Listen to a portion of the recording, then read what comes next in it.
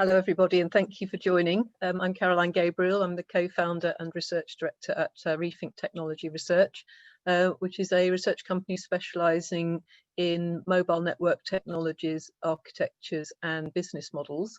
So, of course, we've been watching several generations now of mobile technology. And this one, today, we are on, of course, to 6G. So the title of this panel discussion is Shaping Up 6G. Drivers, use cases, and KPI requirements. Just even months ago, any mention of 6G outside of very rarefied academic environments was met with a groan. The business models and the advanced use cases for 5G have certainly not been fully defined yet, nor the return on investment always quantified. So there was a feeling, isn't it, too early to be talking about 6G? But we found that the more the discussion of 5G's broad social and economic impact deepens, the more it's important to think ahead to what we want technology and communications to achieve for us in the longer term. Many of the changes 5G will help to drive, whether that's truly immersive reality, whether it's production chains based on massive numbers of deep sensors, many more, will only really deliver some of their results in the coming 10 years, and there'll be a lot more to build upon. So after that, there must be a vision of what more can be achieved, and that means directing and shaping the early work in R&D and standards and spectrum so that it's clearly aligned with some real-world objectives. These objectives may seem futuristic now, but increasingly mobile networks will be part of efforts to address things like climate change, poverty, the digital divide. These are not issues of 10-year cycles. They have to be considered in terms of decades, sometimes centuries. Even the digital transformations that 5G will help to enable for many businesses will deliver their maximum effect if their longer term evolution beyond 5G into 6G and beyond is considered. So this is definitely not a sci-fi session. The discussion is going to be about the real world use cases and applications that we can envisage for next generation wireless networks and what social and economic KPIs they might be addressing. I'm delighted to welcome a really distinguished panel to discuss this. Each speaker will talk for about 5 minutes, and some will share some slides, others just their thoughts. Then I will moderate a discussion, and as Alex said, please put your questions in through the chat box, and we'll get to as many of those as we can within the time. So now let's kick off. I'd like to, I'm going to let the panelists introduce themselves in detail, but up front I would like to welcome Afif Oseran from Ericsson, Walid Saad from Virginia Tech, Sung-Yin Choi from Samsung, Kari Kofamaki from T-Mobile USA, and John Sneed from Qualcomm. With no more ado from me, let's go on to hear what they all have to say about 6G use cases and KPI. And I'm first going to hand over to Afif from Ericsson to share his views. Afif. Thank you, Caroline. Yeah, it's my pleasure to be here today. Okay, can you hear me, Caroline? Just to confirm. Yes, I can hear you fine. Okay, perfect. Thank you. Yeah, thank you for your invitation as well. So the Ericsson 6G vision. I agree with you, Caroline. 1.5 years ago, as a matter of fact, I moderated one of the first panels on 6G, and it was a bit awkward at that time. People were throwing ideas on the tables, and things were not really converging. It was really ad hoc. Now I see after this time, after 1.5 years, the community has came together, and we have a better idea or a better vision what 5G will be. Or will probably be. And let me, in a few minutes, basically summarize from what we at Ericsson's, we have been working, for, how the future will look like, what will be next decade, around 2030 will look like. And you will see some kind of repetition. I'll avoid, at the opening sessions, I have heard a lot of AI, machine learning. So many of this buzzword will come again and again. From Ericsson perspective, if we can move on to the next slide, because I don't have the capability to do that, we have identified four scenarios of use cases. And those scenarios, of course, they need the technology in order to fulfill them. So we have defined as well 4 categories of technologies. And those scenarios, taking them from the top left to the right, sensing will play an incredible part of the future through mobile networking. So it's going beyond, of course, augmented reality, and you have seen it at the opening speech as well. The second category of use cases or scenarios, machines, of course, they are talking to each other. We have machine-to-machine communication, but it's also about becoming more intelligent, maybe in many of the cases independently taking decision and communicating with each other. The third scenario, which is also, I mean, maybe this is, I would say, slightly new, is a digital representation of everything, of every device, of the industries in manufacturing. They have been talking about digital twin for many years, but not in the telco world. And then we will see that generalized to all kind of sectors, to any industry. And then finally, what Caroline touched upon is we don't live in a silo. The expectation here is higher on us. So it's not only to provide a carbon-free technology, but to help others basically to build a better world, a better basically in their sectors in the society. So this is among pressure from citizens, from society. So how do we reach that? So we have identified 4 technology journeys, and the first one is not an accident, of course, is connectivity. Connectivity is a core, and I'll come back to it later on very briefly. Connectivity is the core, of course, and our business pushing it beyond basically the boundary to be limitless and unlimited. The second technology journey is about, going beyond security, a trustworthy system. This is needed, and we have seen this is basically on top of the news sometime. And of course, everything is connected, so the system inherently might become more vulnerable. So you need to have the right mechanism to be basically not only secure but trustworthy. The third aspect, and I will not dwell too much into it, is about cognitive networks, AI playing a major role in it.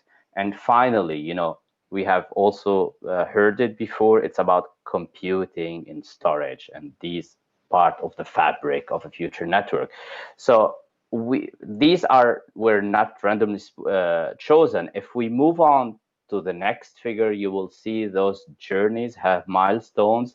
They will evolve from where we are today. If I take as maybe 2 or 3 examples, the first one, this has been also mentioned before, Internet of Senses, going beyond, extended reality, AR, VR, to hologram, and even this is something has not been made, basically brain-computer interfacing. Another example that I can mention, trustworthy system is not about secure ID, beyond confidential computing, going to resilience. So it's not only about availability, dependability, and reliability is also about resilience. And finally, I mean, this is I would say the blue journey. It's about limitless connectivity. And in order to fulfill limitless connectivity, you need to work at least in four different dimensions, and this is what I exemplify in my next figure. You will see it. The first, if we take it from the bottom to the top, extreme performance. How do we reach this extreme performance? And you have heard it. If you want to do a hologram or even basically extreme AR, those data rate provided by 5G were not sufficient. So you need to maybe a factor of 10, 100. I mean, it remains to be defined, but of course it's a factor at least of 10. Then you need to go up in the frequency, millimeter wave, terahertz. It's not only about that, about visible light communication. You need to complement it by use of unlicensed spectrum, and also the classical what we have used in the past, enhancing MIMO further, extreme URLC, and full duplex. In addition to this extreme performance, which is important to connectivity, you could have, for example, I start from the top, you will have a hybrid or flexible topology. And we have been talking this for 20 years about ad hoc, but never basically have had it. And hopefully within 5G, we'll go beyond to multi-hop, beyond mesh network and mobile, and also to ad hoc deployment. Finally, maybe two, I would say, pillar for unlimited connectivity or limitless connectivity: coverage everywhere. It's about densification, has been mentioned before, small cells, but also complementing by non-terrestrial component, for example, satellite. And this work is ongoing, as a matter of fact, in 3GPP.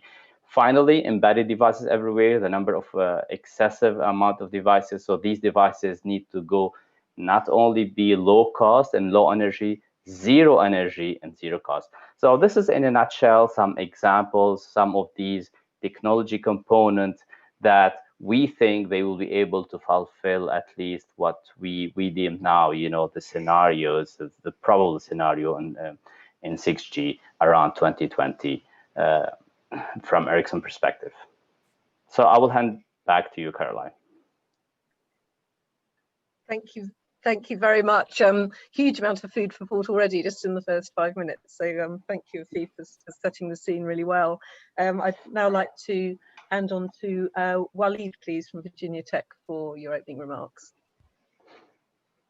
All right. So first, it's a pleasure to be in this panel. It's a very exciting time for us in 6G. So I'm going to try to talk a little bit. How do we start thinking about use cases and performance of 6G? I think our initial point should be, what is the limitation of 5G that we could see now? In this respect, I think there's three of them that we can kind of agree probably that they're still at early stage. One is achieving the reliability that we promised. I think it has been achieved in trials, but not yet probably in real world. Second, being able to leverage millimeter wave and higher frequencies for mobility. I think we still have a gap there. And third is the eternal, never-ending problem of providing connectivity to rural areas and in general, like global connectivity. And another motivation that gets us into 6G is keeping up with the technology, right? So there's a lot of emerging technologies. And I'd like to think that when we say use cases, the most important use case of 6G is the one that we cannot foresee now. And that's probably why we need to prepare the network and then work out and think about the technologies. So back in February of last year, we actually articulated our first vision of 6G in this paper. And we tried to look first at the applications, the trends or use cases, and how the technologies will help in that. So first, in terms of KPIs, I think probably the entire panel will agree, and you probably heard it before in today's talks. We're looking at 1 terabit per second, sub-millisecond latency, maybe 7 nines of reliability, around 10 million devices per kilometer square when talking about connectivity.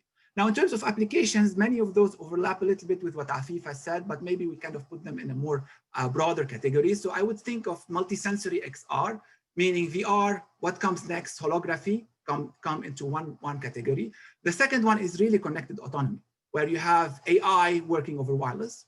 And the third would be brain-computer interactions over wireless. And that's the key difference from the old BCI in some sense. And then we can talk more about distributed ledger technologies, or more like very massive sensors.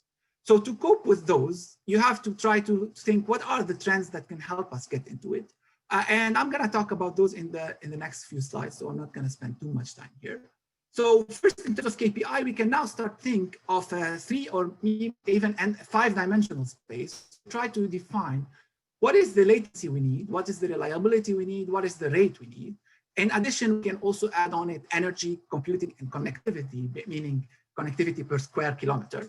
And we can now define all sorts of applications beyond eMBB and LLC. In some sense, our traditional 5G applications could be now a use case of this entire plane. Why? Because some of the technologies we've been talking about, and many have talked about before, might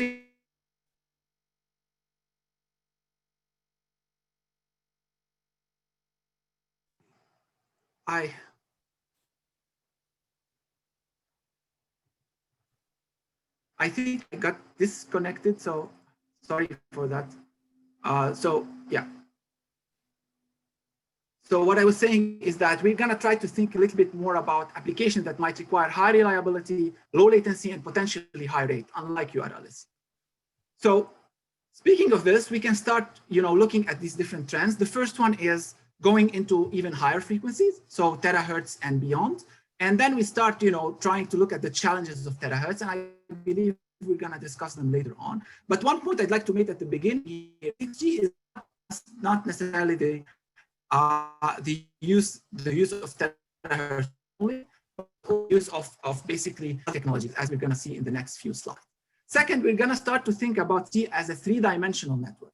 So we're no longer working in the 2D plane. We're now looking at 3D plane with drones and potentially satellites and higher space networks as well. So we're going to look now at volumetric spectrum efficiency as an important KPI for this particular use case.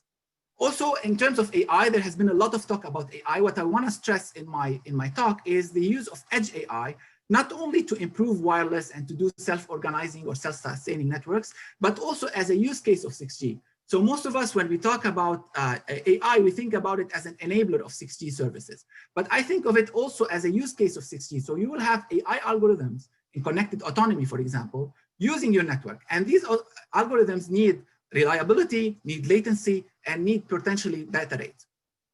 And then we talk more about these multisensory applications. So now you will have your brain or your basically organs connected directly to the network, either to immerse in a virtual world, interact with a hologram, or control a drone.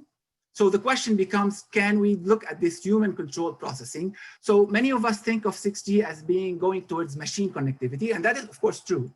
But we also start to see the human coming into play in a different way than before. So before it was more as a user of a smartphone, a user of a laptop, watching video. Now the human is embedded with the machine, and that brings in something that I like to call the quality of physical experience. How does our senses perceive the virtual connected world? And that of course brings in, again, latency, reliability rate, and also synchronization of those senses into play. And of course, in terms of the antenna, the basic element of our wireless network, this guy is kind of trending towards these metamaterial surfaces. And in this case, we can think of an end of the smartphone. Basically, in 6G, instead of looking at smartphone base station, we're probably going to look at machines embedded on a human communicating with surfaces. And you can already imagine the amount of use cases that can come into that, especially if smart surfaces, achieve their potential in terms of data rate, and particularly at high frequencies. And finally, I'd like to also mention that one important departure in 6G would be the move from communication to a multi-purpose system. I'm not only providing you with connectivity, I also would provide you with localization, sensing information, imaging, control for autonomous vehicles, even energy when there's wireless power transfer. So the 6G system is not a 6G communication system. It's really a 6G wireless system. It provides wireless services across the board. And finally, we can also look at the different foundations that come into play.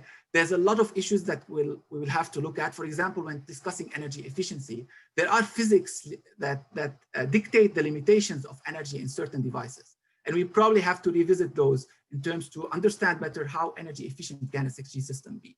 And that ends my presentation. I know there was a glitch in the middle, but hopefully it was.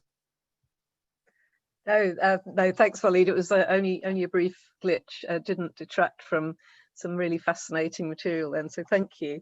I'd like now to hand on to Sung Young from Samsung to hear your remarks.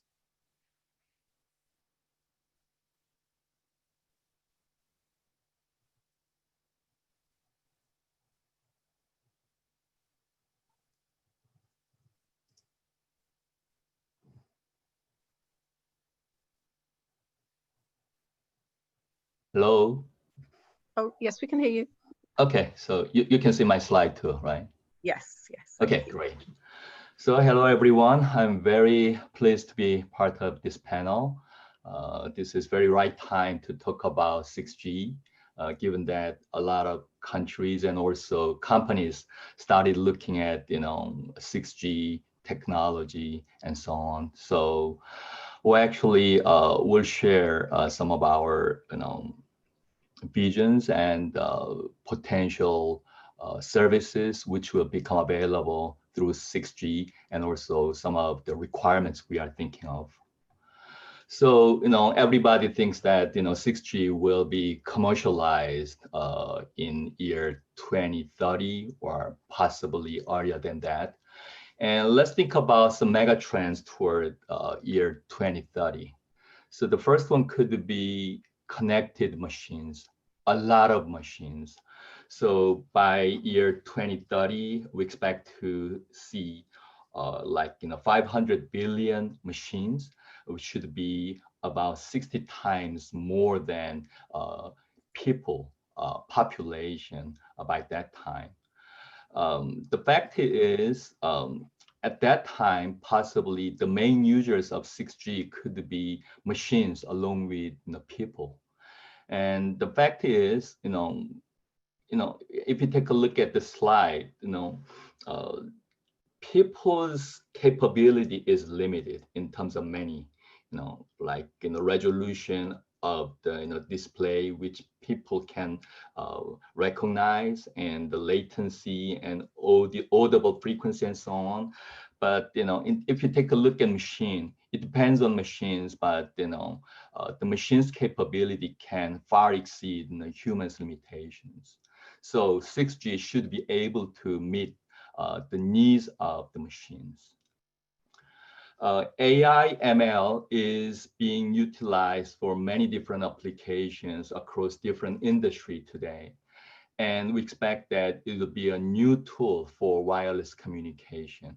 Well, actually, it's happening for 5G already, but for 6G, it will become even more, and 6G should incorporate AI ML technology from the beginning.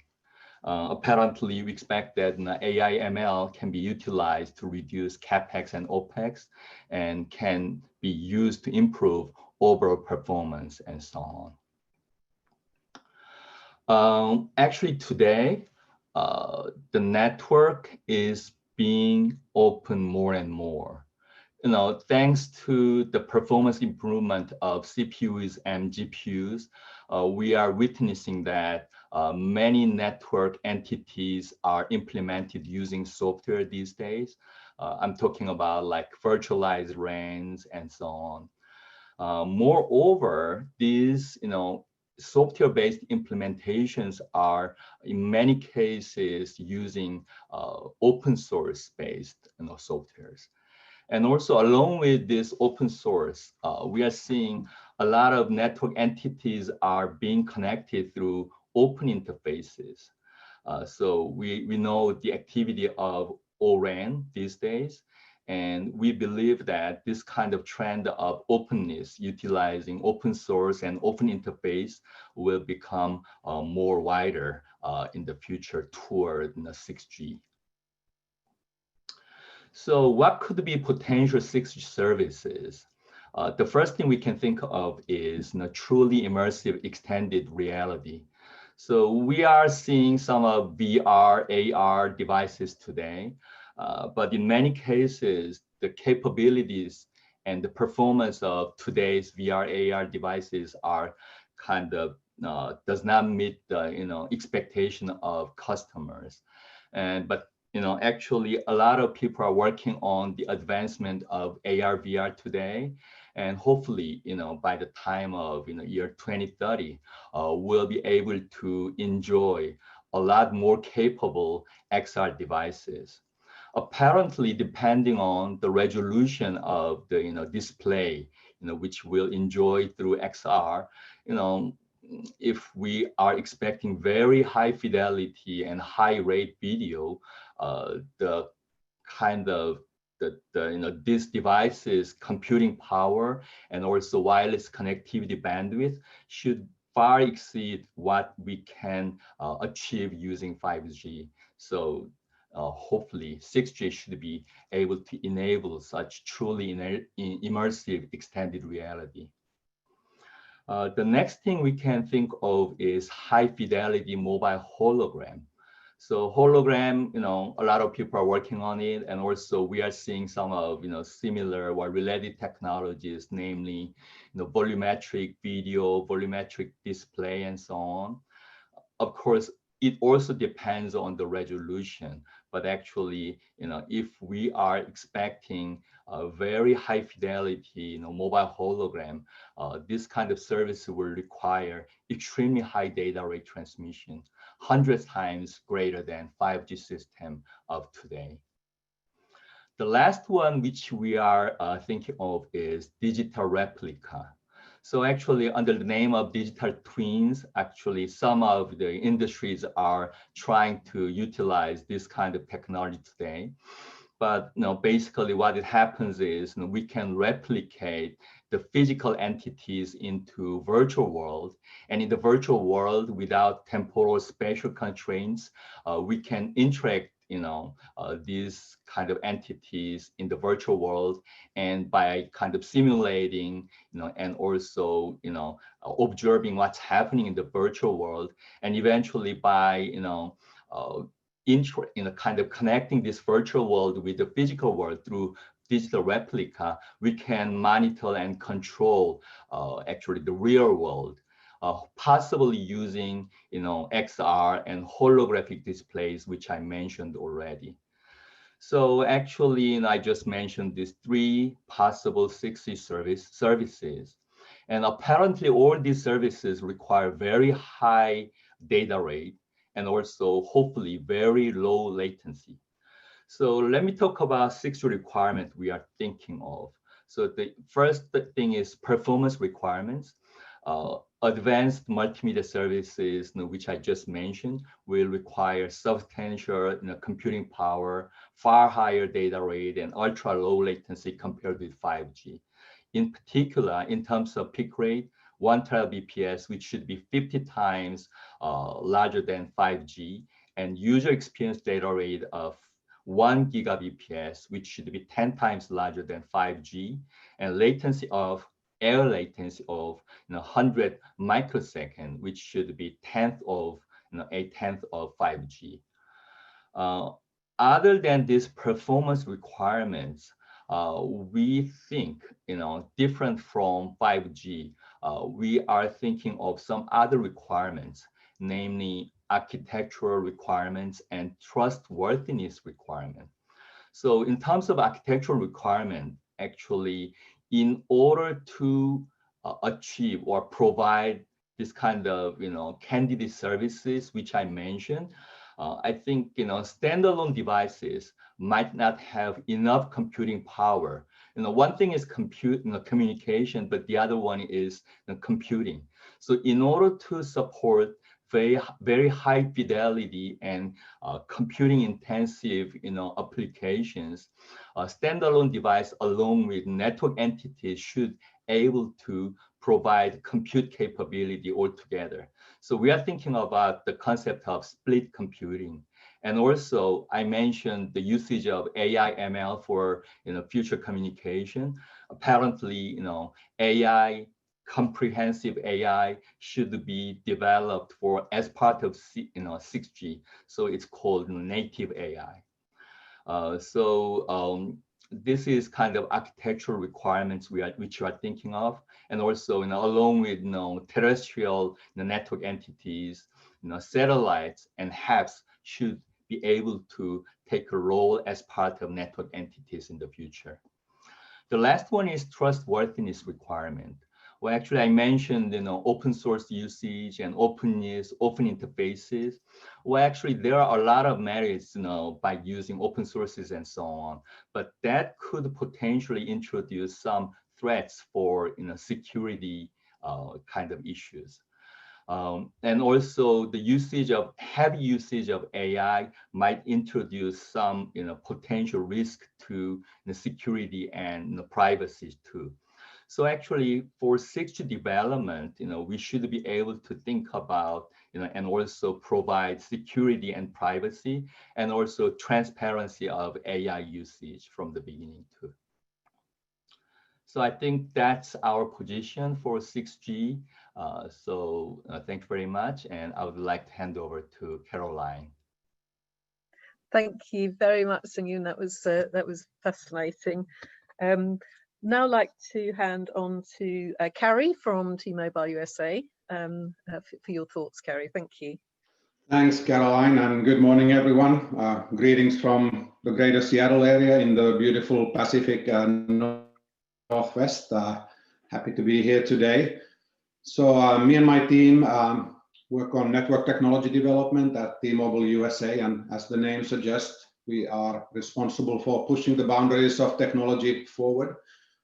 In short, that includes things such as technology evolution of current and emerging generations like 6G, standardization, spectrum, and device platform development. And with that, I'm very happy to be here today to talk a little bit about 6G, whatever that may be, mainly from the eventual user standpoint, in other words, as from the operator perspective, because we will be deploying this technology obviously down the road. So I'm sort of trying to address it from that standpoint, not so much from what it should be and what research is going on related to that. But before I go there, since we have a pretty broad audience, I'd like to say a few words about T-Mobile as a company and why 6G is important to us, just like 5G evolution is. And in short, it's because we are the Un-carrier of the US on a mission to build the America's best 5G network. And what that means is that we're not only constantly solving customer pain points by providing best possible service experience, but also driving disruption that creates competition and innovation in wireless. And on the technology side, this means that we have the most advanced network in the nation and are aggressively developing and deploying some of these advanced features that provide tangible benefits for our customers. As an example, in August, a couple of months ago, we launched the world's first nationwide standalone 5G network. And this strategy in general has worked very well for us and resulted in tremendous growth. And last quarter, we actually became the second largest wireless provider in the US with more than 98 million customers. And I think this is very important in the sense that as you look at technology evolution and what comes next, it needs to build on what's in place today, enhancing and improving that, while at the same time opening new doors to new segments, new opportunities, new use cases that we can harness for the benefit of ourselves as well as those potential new customers. It may feel like that 5G is old news, but in many ways it's still in early stages of development and deployment. The vision for 5G being much broader than previous generations has not fully materialized yet, not in terms of technology, nor I think in terms of use cases and adoption. And I believe that 5G has a long and bright future ahead of it, and there's a lot we can do to further improve it. And today, when I look at kind of where the action is in the wireless marketplace, it's in 5G.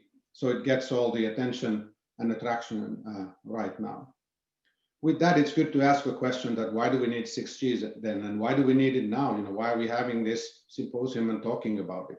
And the answer is very simple. It takes time to research and develop new technology generations. And as we've seen, history has shown us, we need a new generation roughly once every decade. So with that, the time is absolutely right to get R&D going on what might come next. But we can also learn from previous generational developments. For example, we need to put effort into research and development early on. This allows us to make the next generation the best it can be and allows us to have good dialogue like we're having today on what it should be, bring in different ideas on what potential use cases and needs might take place and what do we need from that next generation to get there. It's also okay to get excited over 6G, but we have to get excited the right way. We should avoid unnecessary hype and not fall victim to the shiny object syndrome. And I think this is particularly valid now. Earlier on, I think when 4G, for example, was developed, consumers and public in general were not that aware of that phase of development. So it happened almost behind the scenes, which was good. The industry, of course, was part of that, but it didn't become a distraction in many ways. But lately, I think the public has become much more aware of technology and its development. So we need to be mindful of that in the context of how we talk about 6G and what it could be, so we don't create unnecessary hype necessarily around it and do it the right way. We should also not rush into developing a new technology at the risk of 5G. 5G is super viable and impressive technology for what it was developed for. And like I said, we have a long ways to go in making the most out of it. Deploying a new generation obviously is not an easy or necessarily a cheap task. So consequently, as we do that, we do want to, make the most out of it and fulfill its promise and vision to the fullest. We should also not rush to next G necessarily. Rather, we should focus on getting it right. And I know oftentimes as we talk about these things, it's easy to create a feeling that, hey, let's get there very, very quickly, which may result in some unoptimal technology choices. And I think with 6G in particular, its vision being potentially even broader than 5G, it's super important that we, give the time that it deserves to get it right. And that also helps us with the last point, which is that we should keep an eye on how 5G ecosystem and use cases develop, and use that to help guide, 6G research and development, not forcing 6G when it may not be ready. And this is important in a sense that when new technology is being deployed, the easiest way to get going is on existing use cases, enhancing and improving those for the benefit of existing users. Developing new use cases, associated business models, and customer segments takes time, like we've seen with 5G. And that's why it's important that as we think about 6G, we also think about it through a lens of what's in place today and how those requirements and needs might develop over time. With that in mind, I'm super happy to see that the work on next generation is starting though and picking up speed. There's a lot that we can do and need to do on current generation though. So let's walk and chew gum at the same time so that we can make the next generation the best it can be the right way. And that means that we don't necessarily forget 5G already and then just focus on 6G, because I think there's a very real chance that 5G technology as we understand it today and 6G will happily coexist and even maybe to a certain extent merge together in the future to serve the use cases that they're best catered for. And with that, I'm going to hand back to you, Caroline. Thank you. Thanks so much, Carrie. Always great to hear an operator's view on these future technologies. So now for our final speaker, I'd like to welcome Dr. John Smee from Qualcomm to share his thoughts. Thank you very much. So it's really my pleasure, and it's, as everyone has mentioned, it's a great time to be getting the industry together, getting academics together, kind of long-term technology vision for what's really shaping up to become 6G. And I like this focus of this particular panel this morning as we're looking at drivers, use cases, and even the KPI requirements. So I'm John Smee, and I head up the wireless research at Qualcomm. So when we look at the evolution of 5G, this is obviously a pretty complicated slide, but the core point is, as Kari and many of the other panelists have mentioned, we're continuing on this early days of the 5G journey. But at the same time, from the research standpoint, one could argue we're potentially halfway through 5G. We have release 15, 16 already complete. I have a release 15 phone in my hand right now with 28 gigahertz millimeter wave, 39 gigahertz, sub 6 gigahertz, TDD, FDD, a huge amount of functionality. And at the same time, we're already researching on and standardizing release 17 as we speak. So the longer term technology driving release 18, 19, 20, some of those core ideas will be adapted into 5G itself, and other ones will be put together to enable a new 6G platform coming later. And so one of the interesting things is that continued pushing of these technology boundaries. And in looking at from the research standpoint, things like artificial intelligence, full duplex, taking millimeter wave even higher, even release 17, we're already looking at bands like 57 to 71 gigahertz, and in looking at even higher frequencies while researching terahertz and intelligent surfaces. I think the role of sensing is going to be incredibly important as we're looking longer term. A lot of the interesting use cases for pushing the boundaries of extended and virtual reality involve things like positioning and localization. So integrated communications, positioning, ranging.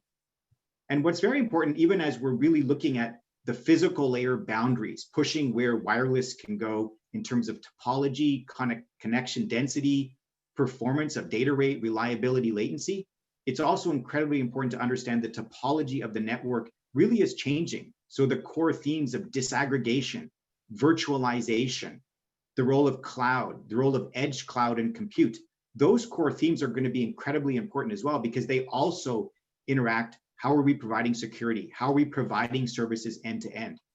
And so this huge kind of confluence of different ideas, and that's really in some sense what defines the cellular industry, where we look longer term and at the same time, pragmatically, we approach a prioritization approach to the standardization. So when we look, as people have discussed, one of the interesting things is what are the boundaries of 5G? Well, when we were in the early days of 5G ecosystem building, there was a lot of discussion also on what's the best way to bring together these ideas. What are the new industries that are interested in cellular? And so that's where, as we mentioned, the notion of the intelligent automobile ecosystem or smart manufacturing, things like digitized education and healthcare, and things like smart manufacturing and retail, and even taking city infrastructure forward, or things like precision agriculture. So the reason I'm mentioning this 5G slide is because these industries are only now beginning to see the promise of 5G. So as we're working globally to look at how these use cases and the deployment optimizations, the sort of devices that make sense, the applications that run end to end, what's interesting to think is what are the new industries that we can use with 6G? And then also, as we're looking at evolving 5G, how can we make sure to deliver value to a broader number of people and a broader number of connectivity scenarios? And so then when we look at this aspect from more the technology side, it's interesting to consider the physical world. So the number of connected devices we all have. And as Sung-Yoon mentioned, the number of connected devices is going to be much larger than the population over time as we have more and more connected machines. So this physical world of different types of connected devices is continuing to expand at a rapid rate. And at the same time, the role of digitization and digital twins. So not only for improving optimization and efficiency, for example, in a smart factory or a hospital of the future, but also the role of AI and data and machine learning. And what's truly happening on device with power efficient on device machine learning versus what's happening at the edge of the network where we need low latency connectivity between the edge of the network and the devices. And then how does that interact with the cloud? So this digital world is also continuing to evolve. And one of the very interesting perspectives then is we're in the early days of augmented and virtual reality. So just as 4G and the smartphone really had a perfect confluence of timing and evolution of use cases, when we look at the amount of augmented and virtual reality and mixed reality, how these extended reality scenarios will evolve over the next decade, I think it's almost limitless in terms of the number of applications, the number of form factors, the way different applications can be developed on top of this platform. And so this augmented approach, and even what I call the aspect of augmenting humans, where can people be more productive? Where can they, collaborate better with their colleagues, interact better with their family members? So there's a lot of interesting aspect for the intersection of the physical and virtual world. And so 6G really does address this intersection as we look at technology from 2020 today through 2030 and beyond. One of the important things for 6G will be how do we put it all together to make sure we are delivering value across this complex ecosystem and leveraging the technology advancements. And then one of the most obvious ones is the role of data-driven system design. So it's not just about having a particular algorithm that works well, it's really about how does the network evolve based on more data? How do the devices exchange the right amount of data? So we can have implementation of machine learning like we do today with better processing on the network side and better processing on the device side. For example, machine learning-based positioning, sensing on device, but also using machine learning to help design the air interface and a neural network air interface where things like coding, waveform, multiple access can be improved. But then also, more importantly, the aspect of joint trading, model sharing, distributed inference across networks. And so when we look at things like federated learning, what's the right way to exchange information to make sure that wireless and augmented and virtual reality and machine learning have that proper intersection? So I think this is a really good example where not only we're going to be bringing more of these techniques into 5G evolution, but foundationally in 6G, I think we'll take a different approach to a more data-driven design of cellular networks.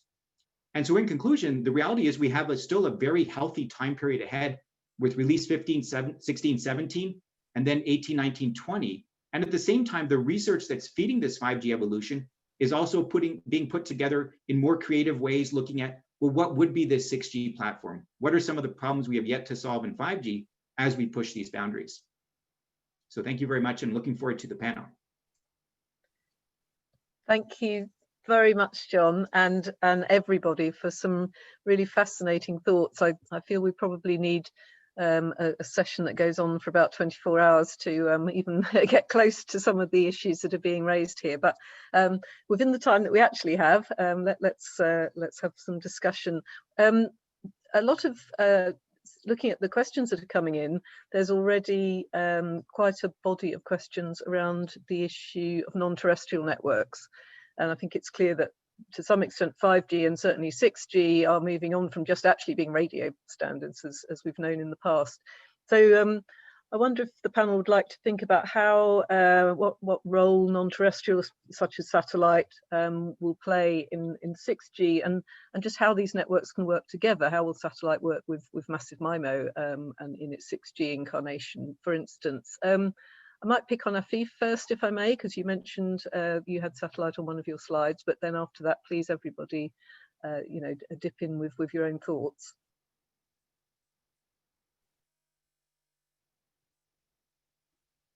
Is he there? Or anyone else, in fact, who'd like to weigh in on that one?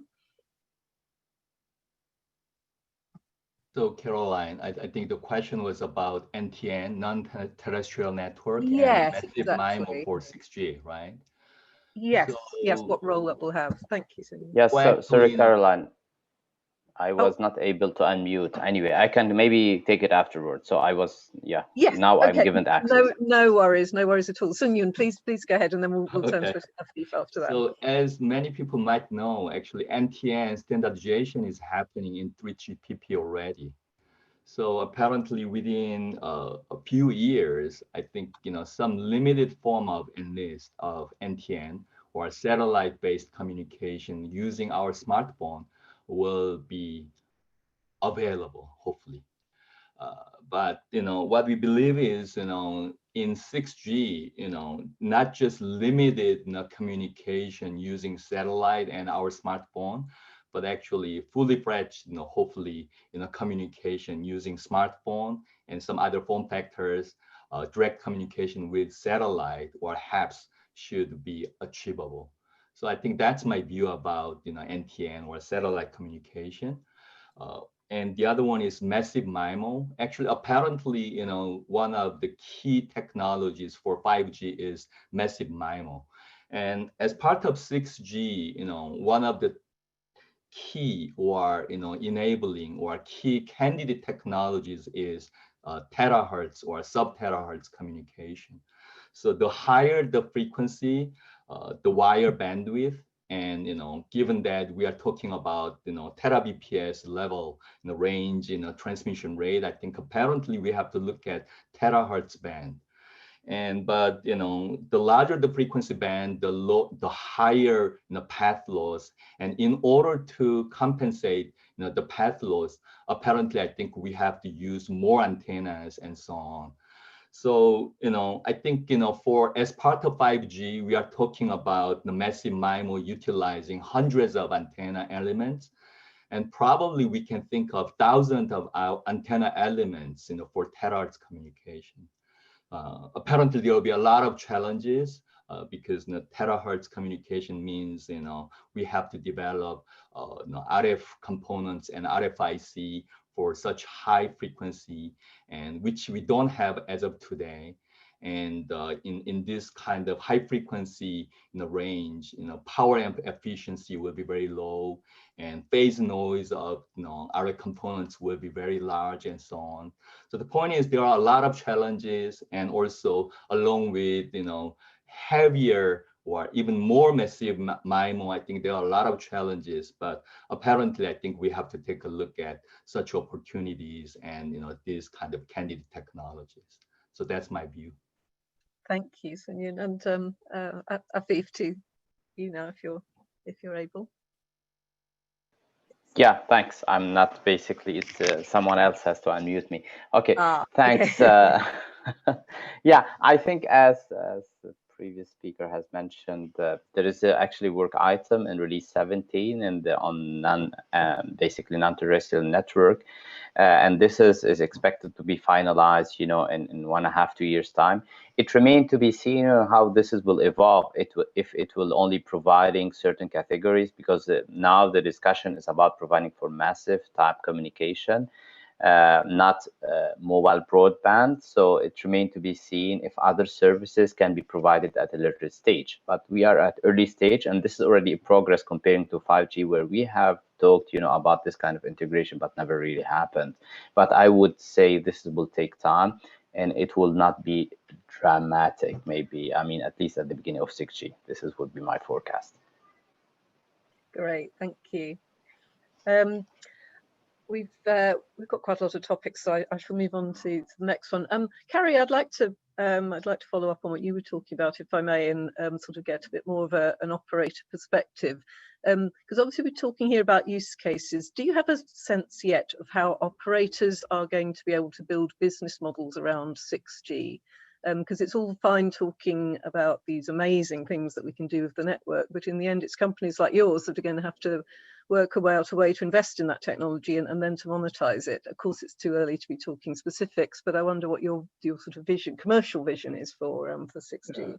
Yeah. And I touched upon that a little bit in my opening remarks. I believe that it's the best starting point and the easiest starting point for a new technology generation is to build on what's in place today.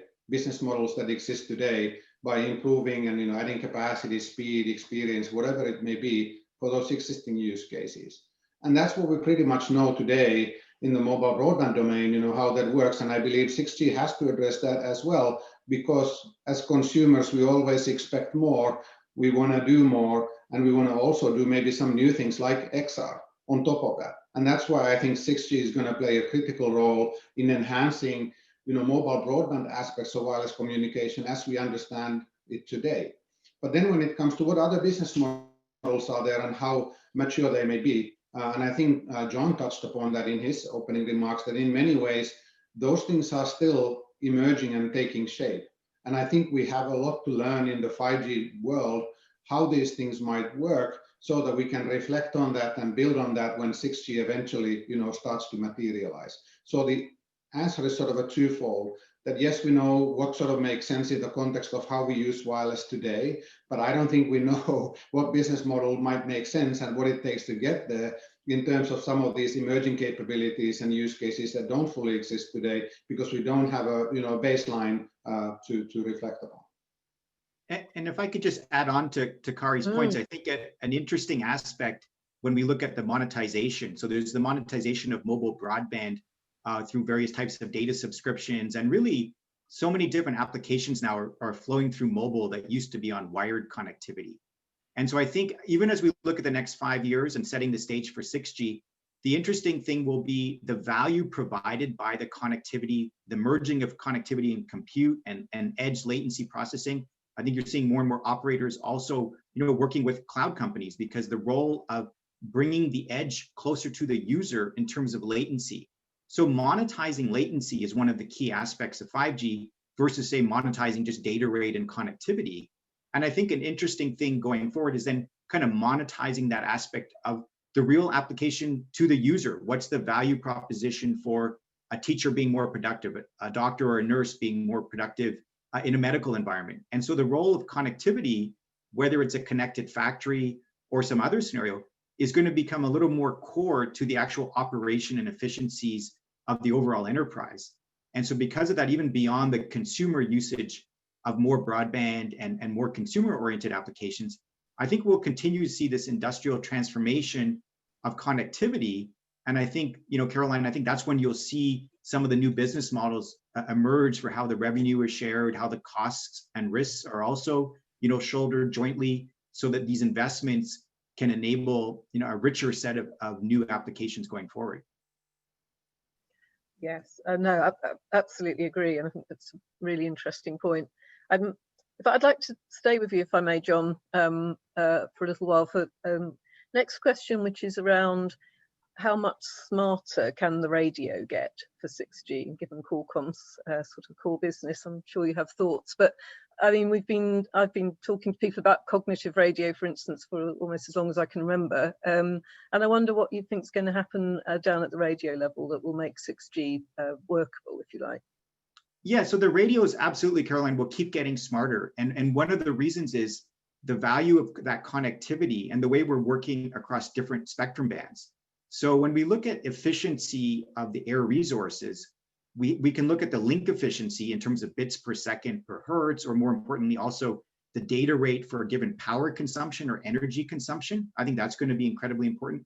So the role of radio frequency improvements are one, it's all about efficiency, but the other thing, it's really also about spectrum usage. I think as we look at the 5G transition into 6G, we're going to see increasing use of shared spectrum. So we see that already in release 16. You know, we've completed the 5G and R unlicensed spectrum, where you can deploy 5G and unlicensed spectrum out.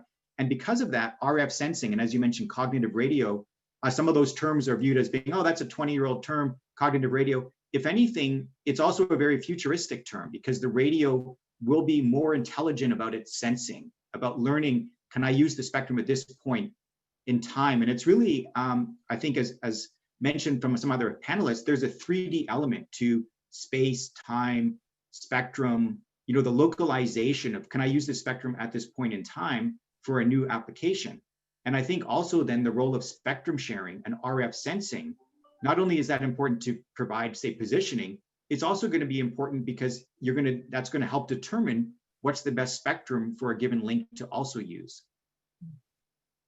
Thank you. Great. Waleed, what are your thoughts about the next generation radio and what will be the really important sort of developments there to enable 6G? Yes, adding a little bit on what John has said, I think we talked a bit about this, or John mentioned explicitly this data-driven radio. And I think the role of machine learning will be more prominent in enabling what we used to call cognitive radio. I mean, I think the term itself, again, it kind of makes sense still in the sense of, well, you'd be able now to leverage the data that you have on the network and across the network. So we're moving a little bit from what we used to call big data, you know, IoT, you have a centralized cloud, towards small data that is massive across the network, whereby perhaps every device in the system would have some sort of intelligence using distributed AI, particularly federated learning or what comes next, in a way to adapt the spectrum usage and the RF sensing and the different functions to what is happening in the network now, to what are the requirements of those users. And if we think about it, many of the applications we all mentioned, from connected autonomy to VR and so on, are related a lot to basically the device itself, the user himself, whether it's a human or a machine. And the intelligence of the radio should be adaptive to that. And I think the role of distributed AI, distributed machine learning, particularly with this small data, collaborative work of the network, will be very important on top of what John already articulated. And if I may add to that, Caroline, I think it's important that this is not just an academic question or how technology evolves. It's also a question of how will it eventually be deployed and what's the associated cost with that. And consequently, things like driving up spectral efficiency through intelligent algorithms and more advanced radios is very important, because we can't just rely on getting more spectrum or densifying further, because both come at a great cost, right? And even especially if you have to go to some of these higher frequencies like terahertz ranges, where there is a lot of spectrum that's underutilized today, but its reach is not that great. Trying to cover a country like US or any country in Europe, for example, with something like that is going to be a very costly endeavor. So we have to keep that in mind, that as we develop these things, that how do we find a balance between all these different things that will impact the end result, like amount of spectrum that's available to us and what frequency ranges, what level of densification is realistic, how much more spectrum can be made available to the industry, how can we drive up efficiency of the radios that we develop so that we can maybe release pressure on some of these other aspects that are equally hard to solve. And I think that's something that my ask for the whole research community would be to keep that in mind, so we always think about the practical aspect too of deploying these technologies as they develop. Yes, absolutely. I mean, the sort of going up to nearly terahertz spectrum raises a lot of regulatory issues, clearly. I wonder if people have thoughts on whether the current sort of regulatory system is really going to be appropriate for 6G, given that up near terahertz there's so much spectrum. So the idea of sort of parceling it out maybe doesn't matter quite so much, but maybe it needs to be allocated and protected in other ways. Afif, do you have a thought on that? Yeah, I would like to comment on that. You know, when basically 5G was designed, we have a lot of propaganda between, like it's about millimeter wave, and at the end, you know, we know now this is only a part of it. It remains to be seen how big it will be. Now, basically saying that terahertz, I mean, might play a role. We don't know how much, and the regulatory framework, even basically, I think Dr. Shah has mentioned from capabilities, basically, will be maybe very difficult to make devices, the chipset, etc. So we have different challenges for that. So it's open on the regulatory front, on the technology front as well. But I believe, again, as in 5G, it's not only about going up in the frequency. There are many different dimensions which are equally important. Plus, I believe, I mean, this may be Carrie that has mentioned before, that I believe in evolution for many reasons, because many of the requirements of 6G will happen before, actually, like, for example, narrowband IoT, it happened before 5G was standardized. And I believe this will be the case in 6G. So we'll see certain features appearing even before by the evolution of 5G. Thank you. Yes, I'm sure that's true. I think the more we've moved through the mobile generations, the more they merge into one another to some extent. I mean, there isn't just a cut-off at the end of 5G, I'm sure, the same as we've seen with 4G. So that will certainly be interesting to see how far they are in evolution one to the other, as opposed to a big step like perhaps we did from 2G to 3G. So Caroline? Yes. So regarding terahertz, you know, I know that the FCC, you know, last year made a ruling for, you know, spectrum horizon, kind of allowing, you know, experimental license for, terahertz or sub-terahertz, you know, spectrum. So I think, you know, that kind of, policy driven by the, you know, FCC and government is very desirable. I mean, you know, given that we don't have much experience, I think, you know, if, you know, this policy is kind of made in a more proactive manner, I think that will encourage, you know, people, academia, and also industry to look at, you know, this kind of new horizon in a more, you know, free manner, right? So I think that kind of, you know, policy or regulatory, you know, movement is very important.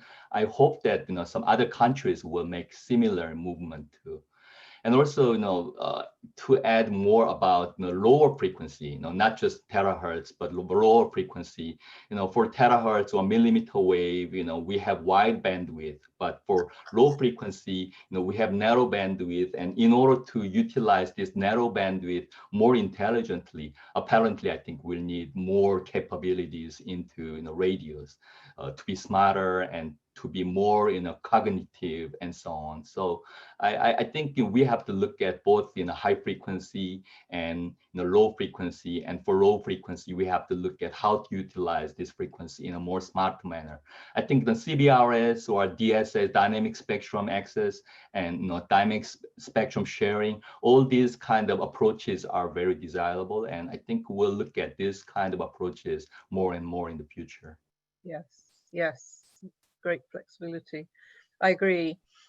I'd like to raise the topic of sustainability. There's been a lot of conversation in 5G around, you know, 5G not just being energy efficient itself, but perhaps helping to having an enabling effect on other industries and helping them to behave differently in a more sustainable way. Does the panel think that 6G will take that even further, and will it have a role to play in, you know, in some of these really big issues that we're facing around climate? Waleed, perhaps that's one you might have some thoughts on. Yeah, I could start on this. So I think energy efficiency will be a big portion of 6G, and I think one of the panelists mentioned early on that we're trying to go towards zero energy. I think one aspect which immediately brings in energy is the way in which devices are evolving. So if you think about next 5 or 10 years, we will have a lot of devices that are very reliant on battery, like for example, drones, sensors deployed in remote areas. And then energy efficiency become really crucial in the sense that you cannot have a drone lose its energy just because of its connectivity in the middle of a flight, right? So it's more critical than with someone losing his smartphone. if you lose your batteries of the smartphone, that's fine. But if it's a drone, it's different. So I think there are use cases where energy becomes more critical, and we have to kind of reduce the amount of energy or the carbon footprint of the wireless environment itself, the wireless communication. And I think one fundamental important problem is if we have a given energy budget, how much bits per second or how much transmissions can we make within 6G? I think that's probably a classical problem, but it becomes more and more important now. Also thinking about functions.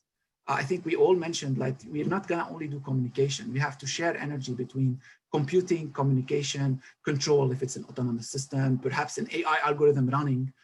So there's these shared functions where energy, again, becomes the circuit energy has to be shared among all those.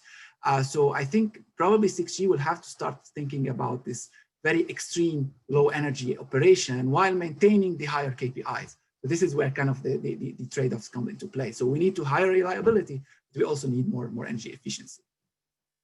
And I think Walid makes some excellent points on this aspect of, it's not a one size fits all, the same way, 5G, for example, even in release 17, is moving into some reduced capabilities for, lower power consumption type devices versus, say, a device that is very high reliability, super low latency, super high data rate. And so I think it's important when we look at the time frame of the 6G technologies and the richness of the use cases, that we look at what are the ways we can, say, improve energy efficiency. So Caroline, you mentioned the notion of, hey, what's the power consumption on the network side, the power consumption on the device side?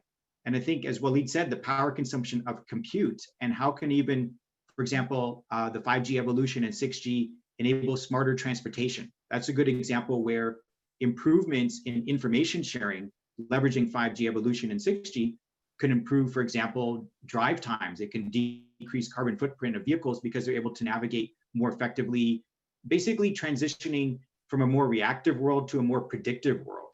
And I think just as we're understanding with management of energy and having the power consumption, power generation be in the right place at the right time to meet the needs, I think generally speaking across many different smart building scenarios or other scenarios, you'll see that energy as a utility metric where it can be optimized, and the data transmission of things like 5G evolution and 6G can then improve that overall consumption. Yes. Oh no, that makes a lot of sense. I think that whole issue of how these very low latency, very efficient communications can just enable many industries to behave in a totally different way. It's not just about power consumption of the network per se, but what it enables people to do in terms of efficiencies. I feel we're only at the beginning of that discussion with 5G, and that 6G, I'm sure there'll be a lot of thinking, both academic thinking, but also by governments and so on, about how that can drive forward. Any last comments on that particular topic, which I feel is a good one to finish on? I think it's very much a topic about the positive effect of our networks. We can get very engaged with the risks and the dangers of being attached to internet things all day long and so on, but I think we do have to remember that these huge networks that we're going to build also enable a lot of social change, economic change, and may even help us with some of the big challenges of our time, such as climate. So if there's no final comments, unfortunately, as I said right at the beginning, I think we need a 24-hour session to even start to do justice to the ideas that we've shared here. But that might be asking a little bit too much of our busy panelists. So we will have to, unfortunately, close now. I'd just like to wrap up by saying I haven't moderated a panel for a long time where there were so many different ideas and perspectives shared in a relatively short period of time. You've been amazing panelists with a real depth of thought and vision that I know we're going to be returning to all these topics in the years ahead and see how, what works out in reality, how operators and many other stakeholders start to think about the commercial side. But I think it's exciting to look at 6G just at this moment when it's real enough to discuss, but it's still perhaps a little bit visionary. So a nice moment to have shared those thoughts. And I hope perhaps we'll all get together in a few years' time and say, well, were we right, or is it what's changed already compared to what we thought in 2020? So just remains for me to thank everyone for listening. Hope you found it very enjoyable and interesting and stimulating as I did. And thank you for all the questions that have come in, and apologies if we didn't get to all of your questions. But just remains for me to say thank you to Afif, Walid, Sungyun, Carrie and John for all your contributions, and thank you very much.